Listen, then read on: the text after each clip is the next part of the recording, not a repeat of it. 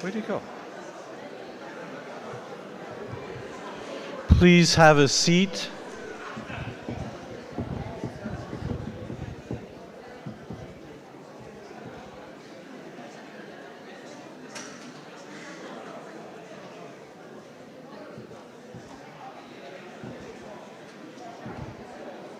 Where did Tomaž go? He was just there.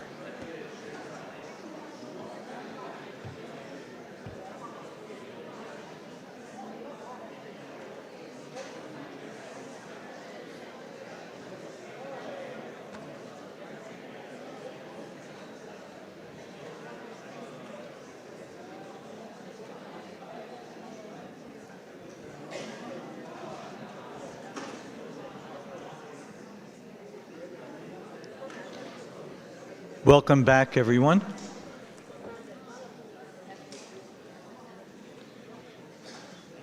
It is now my honor and privilege to introduce to you Father Tomaž Mavrič, who is going to speak with us. Tomaž was born in Buenos Aires. His parents are refugees from Slovenia.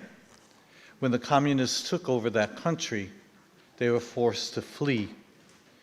And they lived for a while in refugee camps in Austria until they migrated to Argentina. Tomaž was born in Argentina, finished his grammar school and high school there, and then went on to enter the Congregation of the Mission and continue his studies in Slovenia, I believe, right, Tomaž? He entered the congregation on the 11th of December in 1976.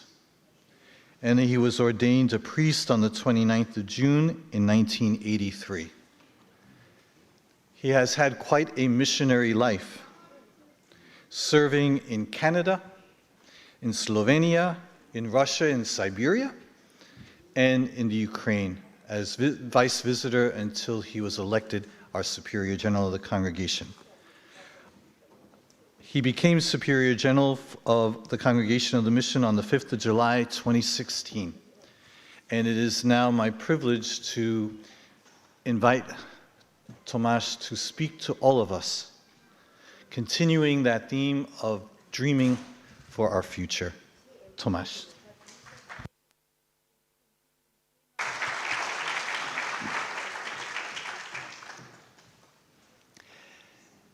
Thank you very much, Father Joe, for the introduction. As Father Bob Maloney kind of brought us from history into the present and invited us to reflect into the future, and invited us to dream and to dream together. It is when we dream together that the dreams become a reality. The reflection on that I will share, it's the Vincentian family. What might the future look like? It is now a reflection. What might the future of the Vincentian family, the Vincentian movement look like? First, the introduction. Collaboration is not a new concept within the Vincentian family. It was the model that Vincent proposed from the very beginning. Throughout his lifetime, the close partnership between the confraternities of charity, the congregation of the mission, the daughters of charity, and the ladies of charity maximized the impact that the early Vincentian family had on the lives of the poor at a local, national, and international level. Recently, academics at Stanford University have called this collective impact, through which clearly, by focusing on a common purpose, works of charity can be more effective and inspiring. This historic default position of collaboration within the Vincentian family has continued to be a feature of the Vincentian mission during the 4 centuries following Vincent, but it has become less visible as the primary modus operandi.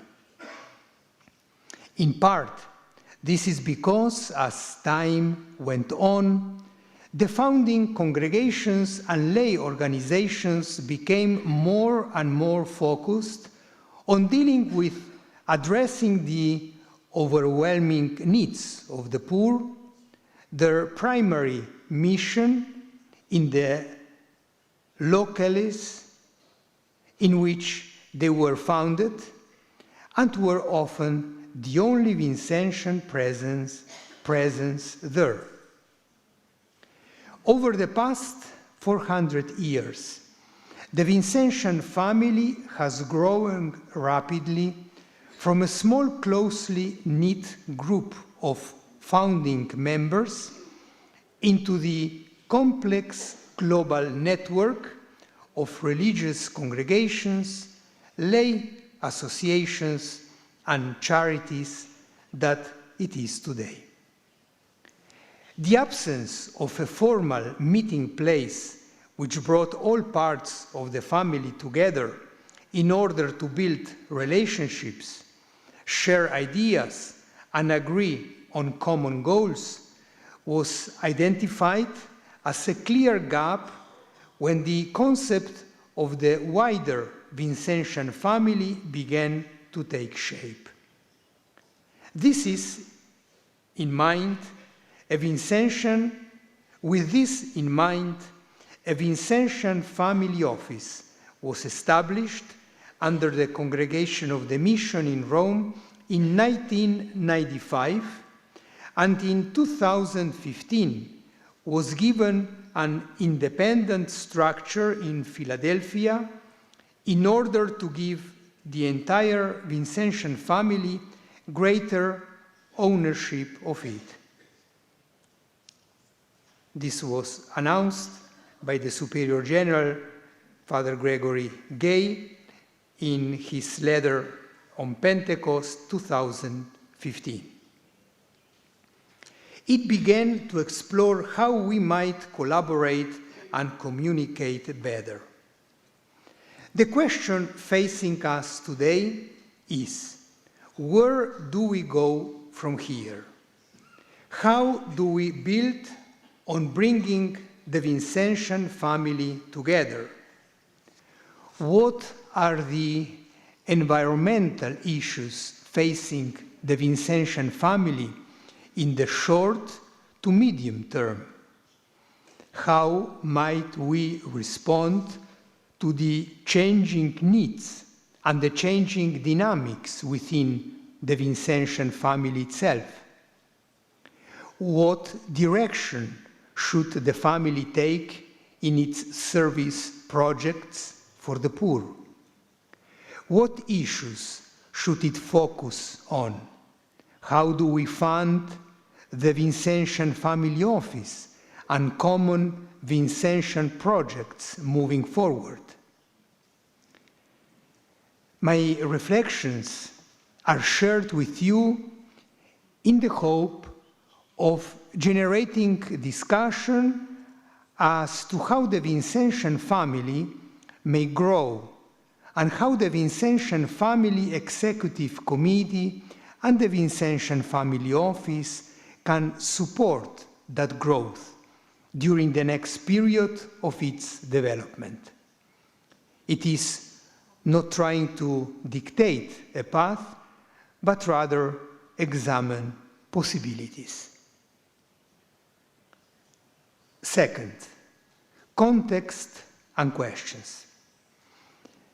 The Vincentian family, like many faith-inspired movements, is attempting to meet the challenge of accelerating global change. In many parts of the developed world, the growth of more secular societies is leading to, at worst, a perceived decline in membership, or at best, in consolidation of reconfiguration of activities. Conversely, in many parts of the developing world, faith communities are continuing to grow and are crying out for resources, financial, physical, and intellectual, to feed that growth. In both contexts, we are increasingly conscious that Vincent, Louis, Frederick, and other founders acted as bridges between the rich and poor, the loved and the unloved, the powerless and the powerful, the educated and the uneducated. How do we systematically bridge these gaps in the global Vincentian family today? How do we protect and preserve a vibrant Vincentian mission and active legacy for the Vincentian family in the developed world, in the Western Europe, the USA, etc.? How do we ensure that we support the growth of the Vincentian family in the developing world, in Asia, Africa, Latin America, etc.? How do we attract people to share our mission? The Vincentian family is de facto, though not juridically, one of the largest non-governmental organizations in the world in terms of the people involved in the delivery of services and the money spent. We are movement, a loosely configured constellation of varied organizations, charities, and religious congregations stemming from St. Vincent's original charism. Our branches deliver many different forms of charitable relief, as varied as those we serve. All of this is delivered with humility and great care, as demanded by the Vincentian charism that is the foundation of our work. These immense works of charity exist in both the developed and in the developing world, but are often not well known outside the Vincentian family itself, or even from one region to another among us. How do we ensure that our existing global network of charity continues to grow and the quality of our delivery constantly improves? How do we continue to effectively accompany the poor of today, empowering them in their own life processes? For example, systemic change. How do we sensitively use our experience of working with the poor to influence global debates and policy makers to encourage systemic change. For example, at the United Nations or the European Union. How do we ensure that our Vincentian charism underpins the delivery of our service to others? Third, the existing Vincentian Family Office. The current Vincentian Family Office has already begun to answer some of these questions. There are only 3 full-time team members overseen by an executive committee comprised of 8 branches of the Vincentian family. The Vincentian Family Office is a recognized non-for-profit organization in the USA with tax-exempt status and is also listed in the official Catholic directory. Thus, it has the legal ability to qualify for church and non-church-based funding. In relation to business strategy, because of personnel, budgetary, and Vincentian family structural and other constraints, it is limited in its ability to be proactive in designing and developing its own business plan. Currently, the Vincentian Family Office manages or coordinates the following areas of work: creating and maintaining the Vincentian Family Database, developing and nurturing national and regional Vincentian Family Councils, facilitating the work of 5 task forces established by the Vincentian Family Executive Committee after the 400th anniversary celebrations to develop current priority projects of the Vincentian family, specifically formation, youth and the charism, the lay expression of the charism, the transmission of the charism, and the creation of a culture of vocations. Creating a new Vincentian family missal of all the saints and blesseds of our spiritual family. Organizing a school of translators and an accompanying manual to assist Vincentian family translators in their work. Organizing gatherings of international and national leaders of the Vincentian family, such as the 2017 symposium here in Rome.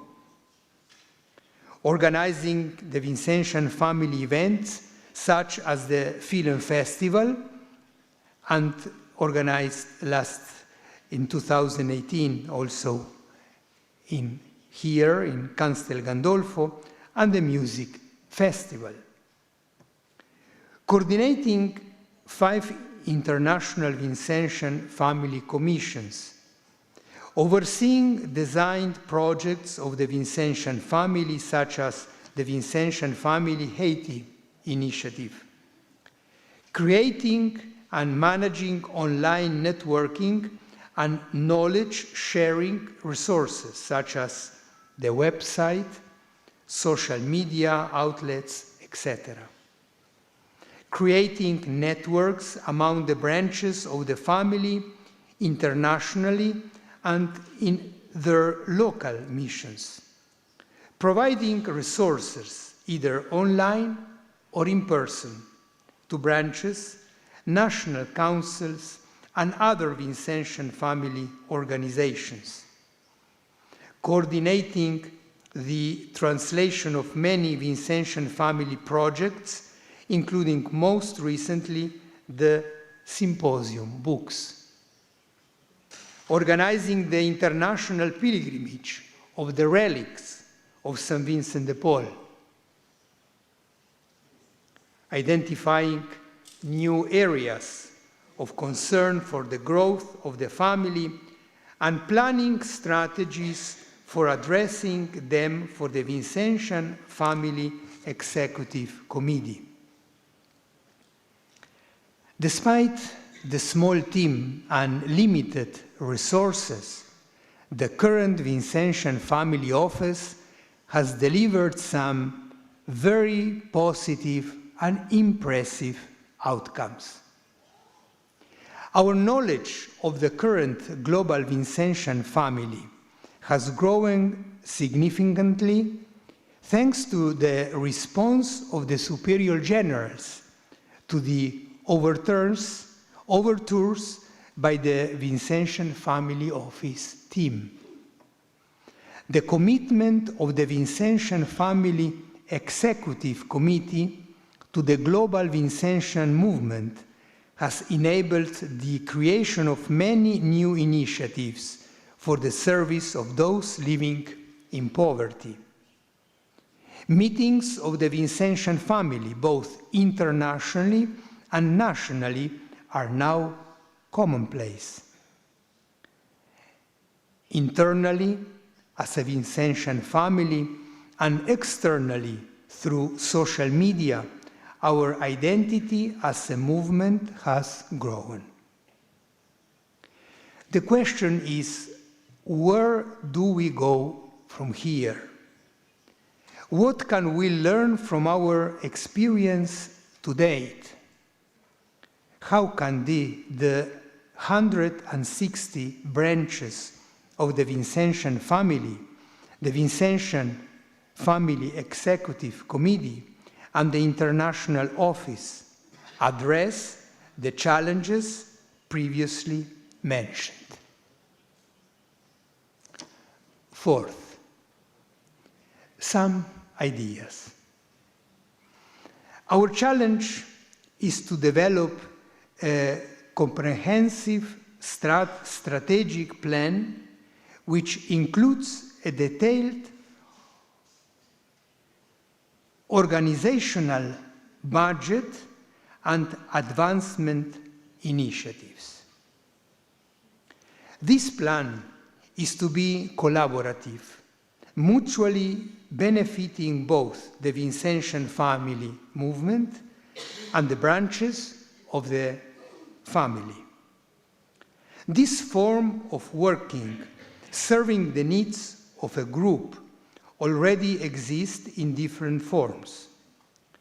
To achieve these goals, the Vincentian Family Office needs both the funding and personnel necessary to fulfill its international mandate for the Vincentian family.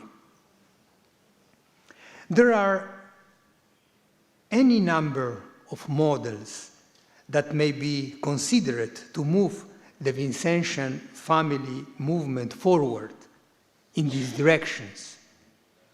They can be addressed by the Vincentian Family Executive Committee with input from the branches of the family as these future directions are explored. 5 of these global themes might be as follows, but this should be viewed as suggestions for discussion. A. Formation and spirituality. The Vincentian family wishes to build a deeper understanding of our Vincentian heritage and spirituality globally, demonstrate the value of collaboration, make our Vincentian witness more visible and more accessible to those interested in finding out more about us, and as a result, attract people to join us. For example, we might develop a series of new St. Lazare buildings in various places around the world, modeled on the role of St. Lazare played in forming people during St. Vincent's time. These formation centers would be flagship projects of the Vincentian family and would serve as places of learning, reflection, and actual service to the poor. This would be in keeping with the traditions of the original St. Lazare, a place which acted as an engine room for ideas and a base from which to provide formation and inspire people to serve the poor. Revisit the concept of the First Tuesday conferences for the modern era, for example, as a series of online short meditations and teachings in multiple languages, aimed at nourishing Vincentian groups who meet on a regular basis in order to form and educate themselves and others to understand our mission better. Such centers could provide a variety of international residential formation programs for younger and older members of the Vincentian family. B. Education. Currently, the worldwide Vincentian family sponsors universities and colleges throughout the North American Federation of the Sisters of Charity, the Congregation of the Mission, and the Daughters of Charity in India, the Philippines, and the USA. And there may be other universities, colleges, schools that we are still not aware. We also sponsor many schools and seminaries. Overall, the Vincentian family is a very significant provider of educational services around the world. How do we ensure that our Vincentian mission continues to be integral to these universities and to all schools and colleges sponsored by the Vincentian family? What will be the legacy remaining when Vincentian congregations, which founded places of education, can no longer play an active part in their management or governance? What does the Vincentian family's current involvement add over and above the pursuit of qualifications? What new models of sponsorship might be explored? What role might research institutions play in helping the Vincentian family serve the global poor?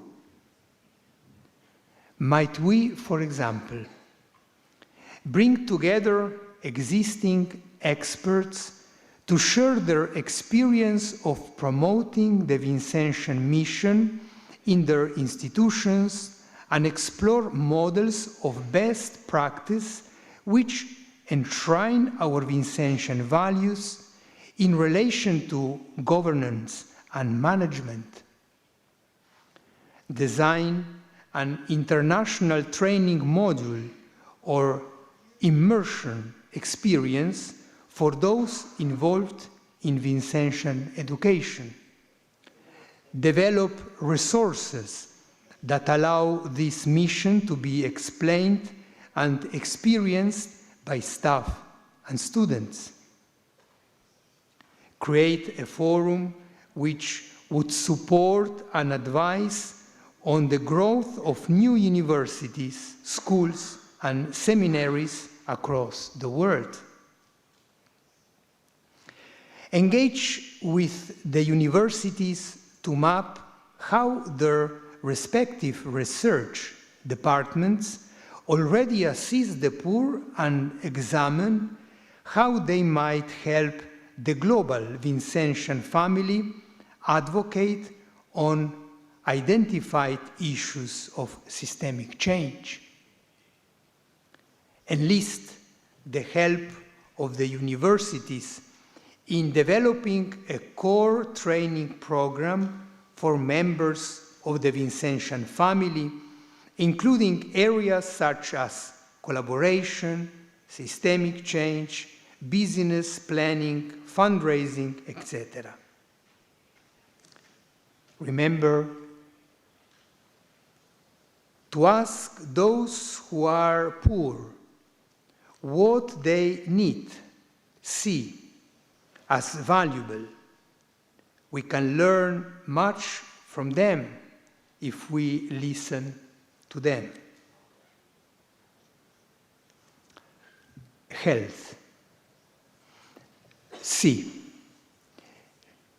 The Vincentian family is a large provider of health services across the world.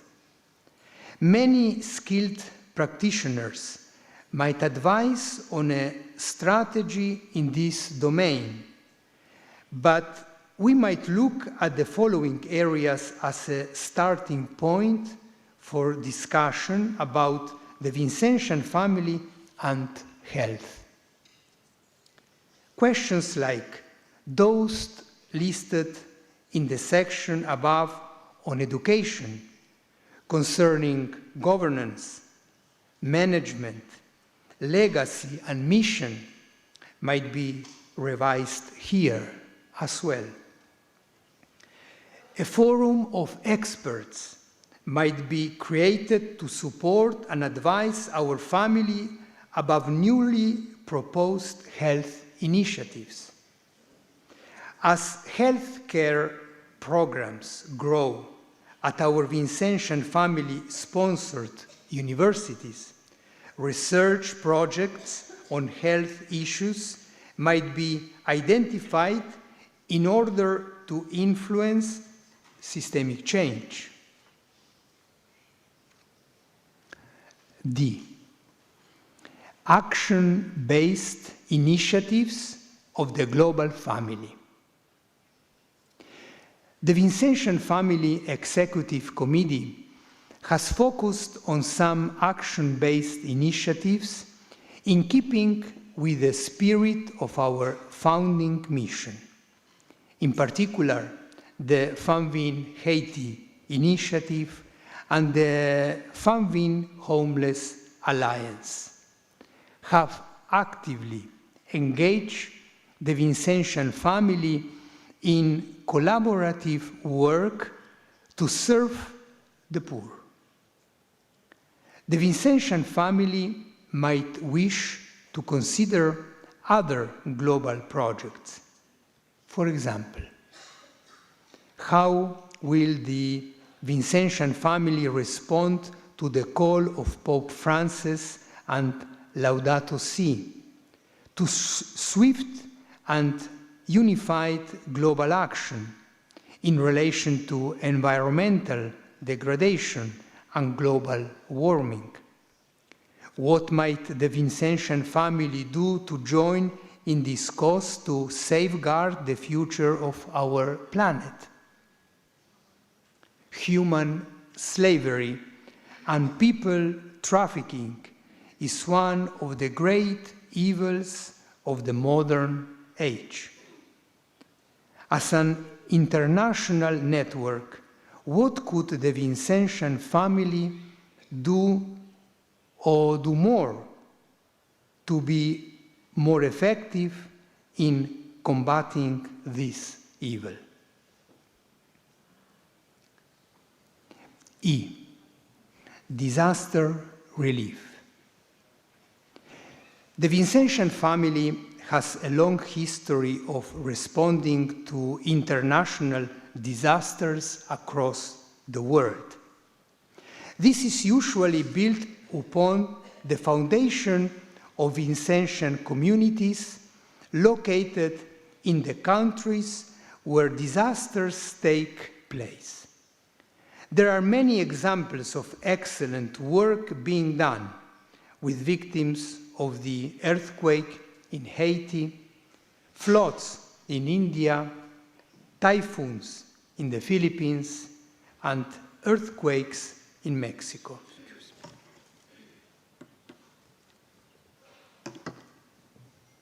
However, the Vincentian family has no protocol regarding how it might work together more efficiently when disaster strikes, let alone one that engages potential other partners.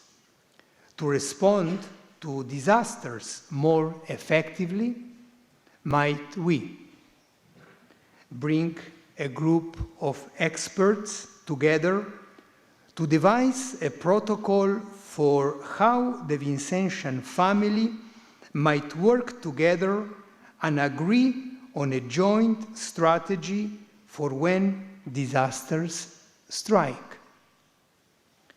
Discuss with potential partners the role that the Vincentian family might play as part of any emergency or ongoing relief effort.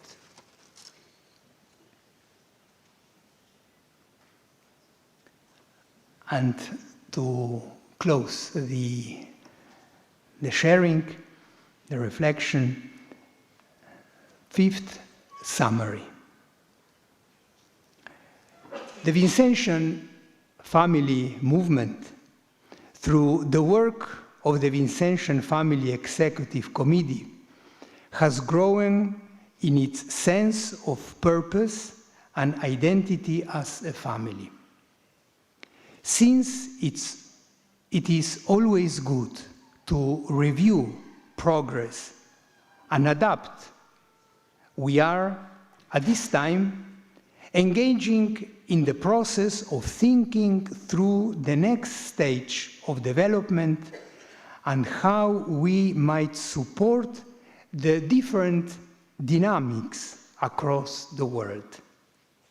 This process challenges us to imagine what Vincent himself might have done when confronted with the opportunities and threats faced by this great global network of spirituality and charity which has emerged over the last 400 years.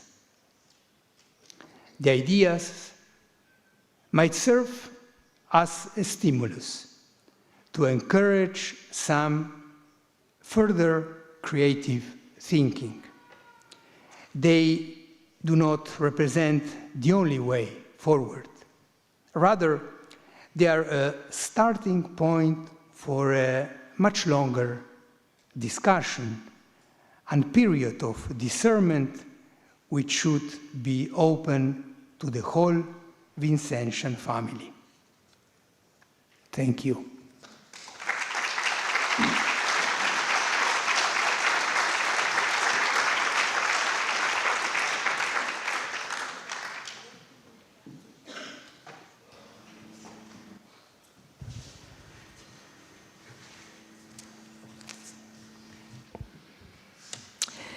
Thank you, Father Tomaž. You have given us much food for thought. And I invite us now just to spend some quiet time reflecting back on some of the challenges that Father Tomaž has given to us today. What would it be like if we were all able to collaborate on some exciting, bold, new Vincentian opportunity. What would the future look like, as Father has indicated? So take a few minutes just to think about what the challenge is for you as an individual or for you as a branch might consider to take on as the days and weeks following this event take place. And I would invite us, after a few moments of quiet and reflection, to take advantage of the opportunity that Father is still here with us to offer a comment or ask a question about something that he said. There are microphones on either side of the room, so I would invite you to go there if you wish. Remember what Father Joe told us about being at the microphone. Indicate your language preference, and then give us your name and the name of the branch that you represent. But first, just a few moments of quiet.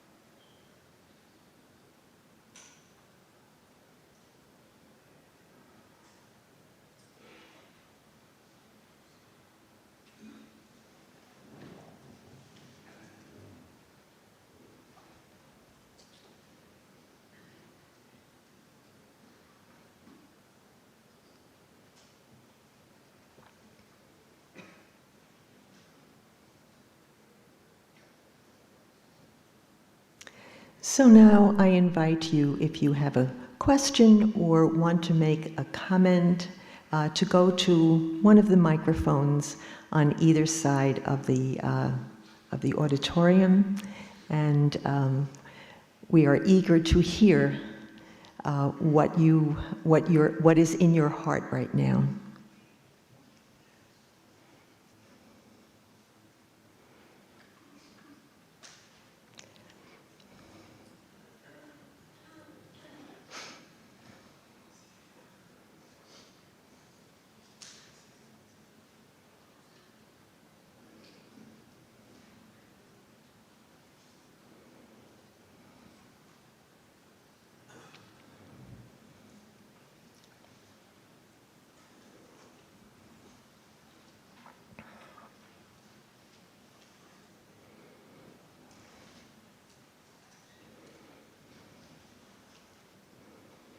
Now we need an extrovert to begin.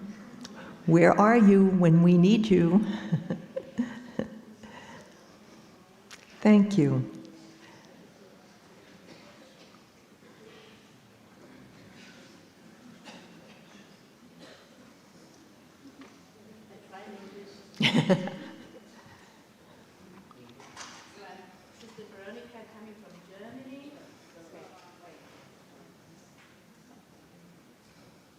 Now it works.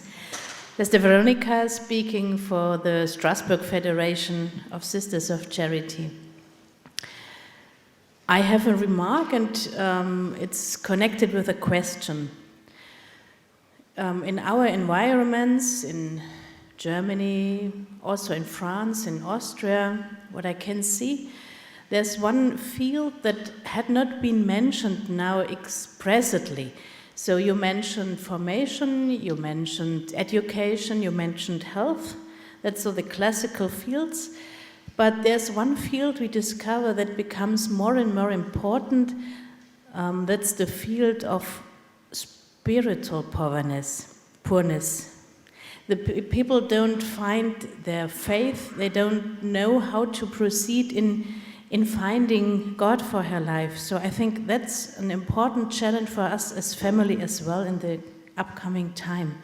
It's connected with the other fields, but I think we are very close to the beginnings of Vincent when he knows that the people were poor in their soul, they didn't find faith, and I think perhaps this could be a good platform for exchange, because I don't know whether it's foremost an European problem or it's really a global problem. I would like to have some answers for that question.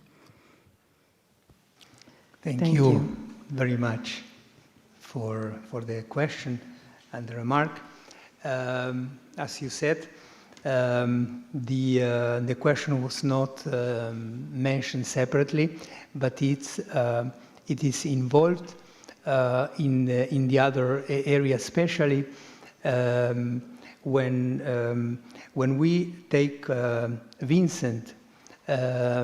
His approach to the person was a global approach.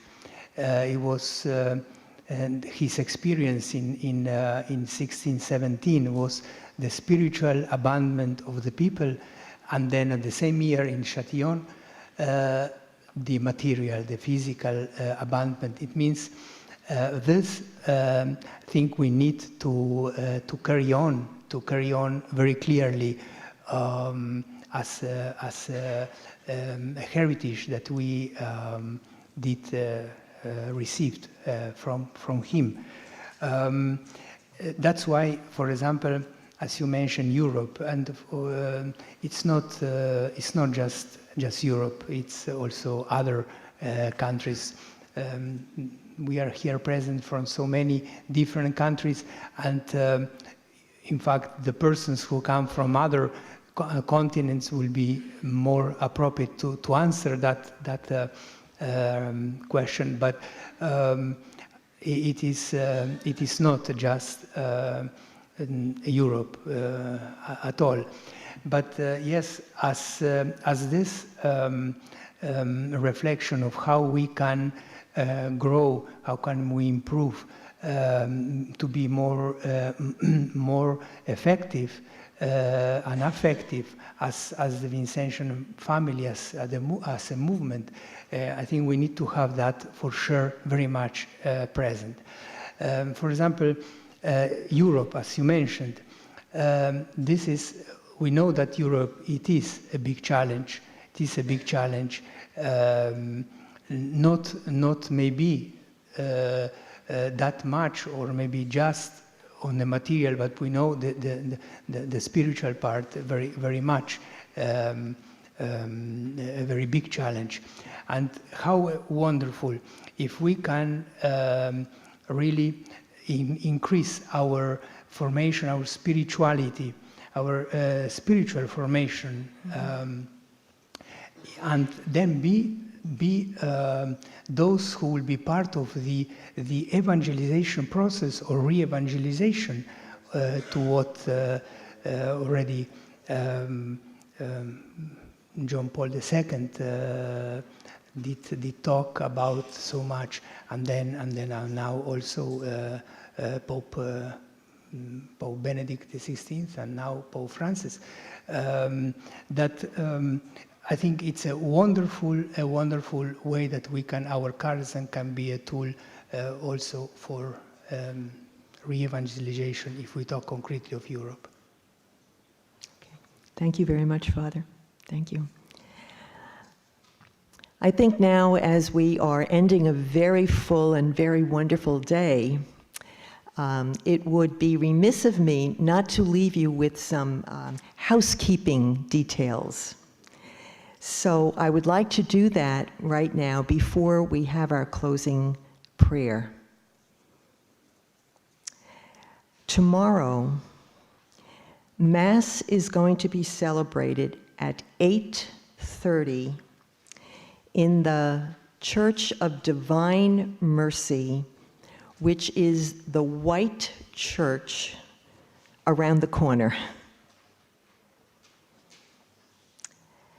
And we will start here with our sessions at 9:15. 8:30 Mass, 9:15 we will begin. I need to make an announcement about the elevator. We have the use of one elevator, and that one elevator has one key.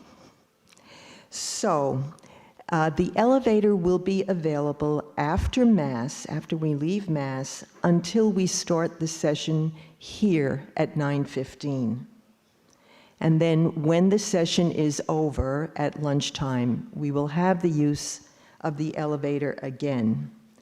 And then at 2:30, remember that we come back here for the afternoon session at 3. From 2:30 until 3, the elevator will be available again at that time.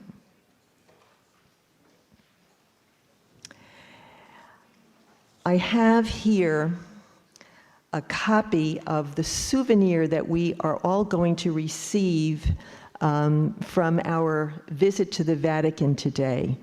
And as you leave the auditorium this afternoon, Father Flavio is going to be giving them out to you. So be sure you take your souvenir. And then tomorrow, at our 2 break times in the morning and in the afternoon, the photographer from the Vatican who took that wonderful picture of all of us is going to be here. And he is going to show you pictures that we can purchase of the group. And they will be available for €4, 6, or 8. I guess it's depending on the size of the picture. So that will be tomorrow at the break times. And he will be here out in this hallway.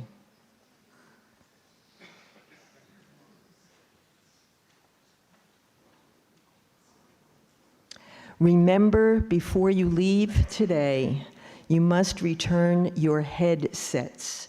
So put them in your hand, and remember they will be people outside, I assume, ready to receive them. And I think that's all, so. One more.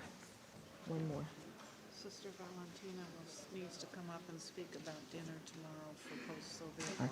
One more announcement.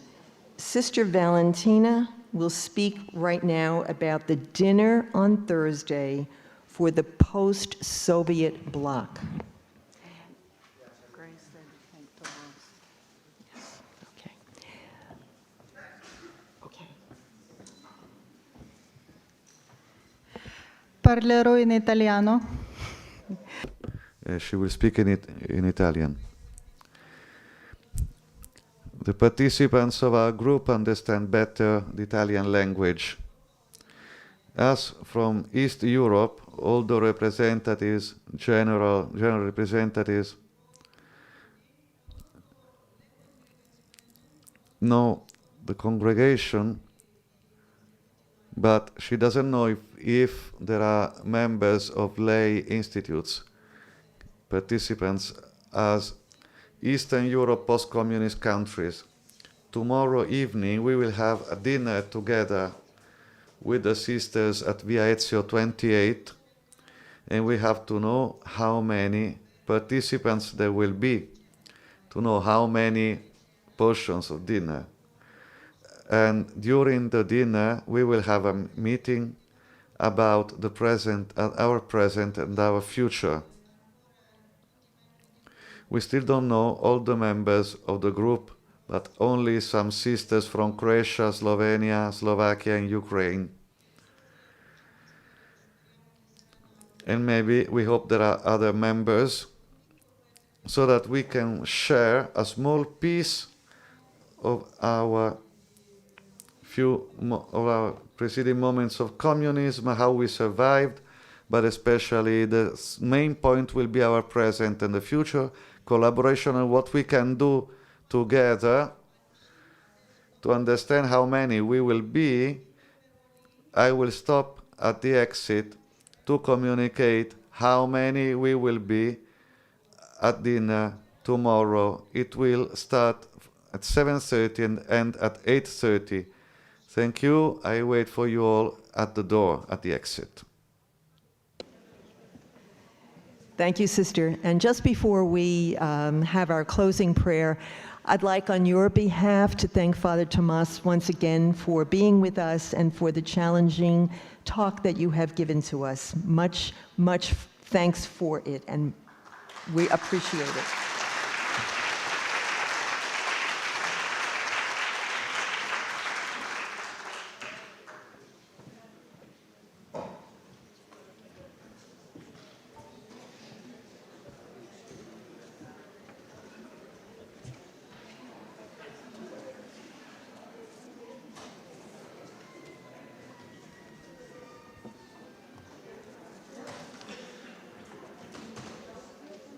So before we leave, we would like to have a little closing prayer.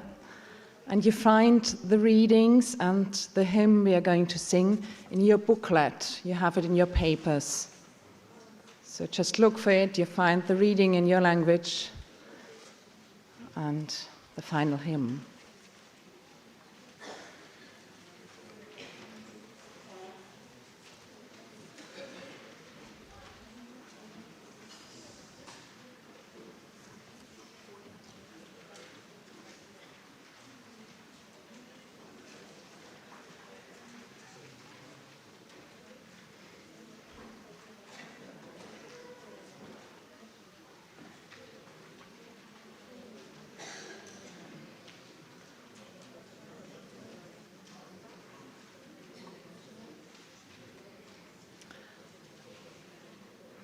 We have lit the candles from the beginning again. They stand for the continents we come from, but also for the different backgrounds we come from and all the things we bring with us and we put into our family. So we want to listen to a reading from the first letter of Paul to the Corinthians.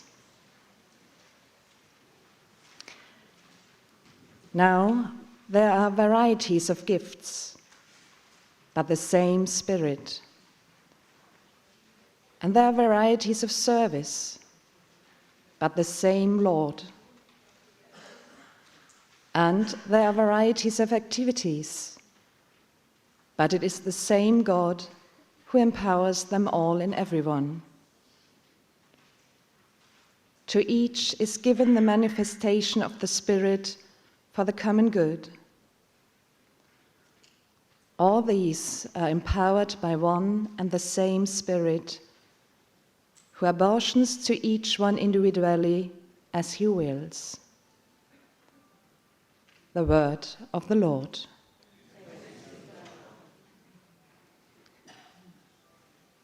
I would like to invite you to take 2 minutes to turn to one another and to share what you think.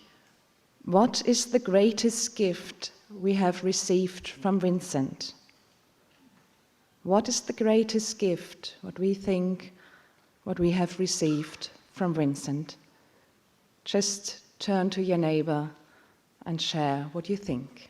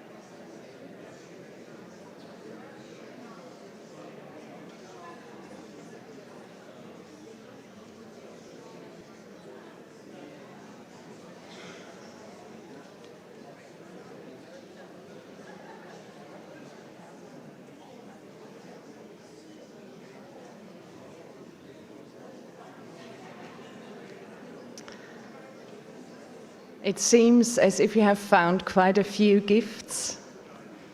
That's good.